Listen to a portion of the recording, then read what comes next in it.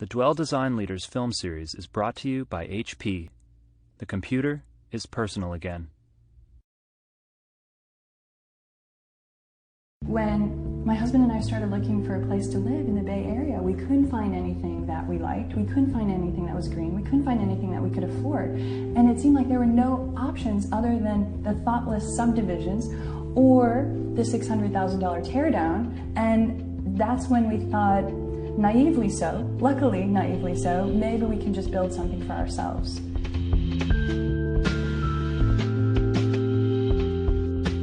So when you come out to our house, it's in some ways difficult to see because we've used a Core 10 steel siding. It's very visually quiet. The velvet kind of texture nestles the house into the landscape. But what's great is it's zero maintenance, so we don't have to paint it or refinish it ever.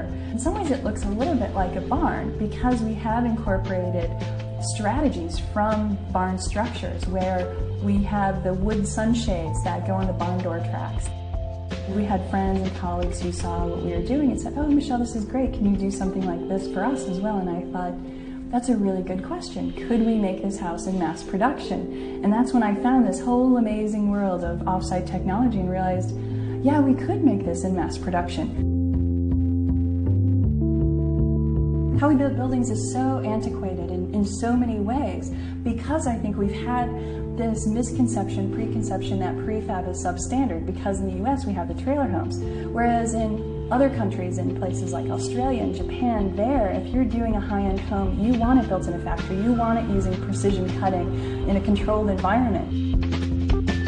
By using the modular construction, we can achieve 50 to 75% less waste. With framing, for example, we can keep cutting down the framing and using it until it gets so small, and then we can use it for blocking for towel bar holders. And once it gets too small for that, then we can use the sawdust to help heat the factory. So this really allows so many efficiencies for how we can really get the most out of the materials. So this is using all Grey Goose bottles.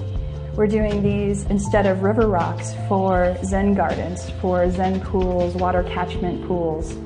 We're also using countertops made of recycled paper, like paper stone. This material was actually developed about 20 years ago for skateboard ramps. Once we start to rethink how we can use materials that are typically put in the landfills, there's some pretty beautiful alternatives.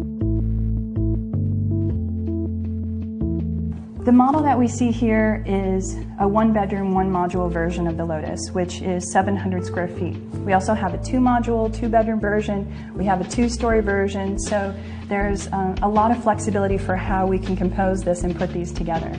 In the Lotus design, what I'm most excited about is that we've been able to achieve zero energy use and zero wastewater.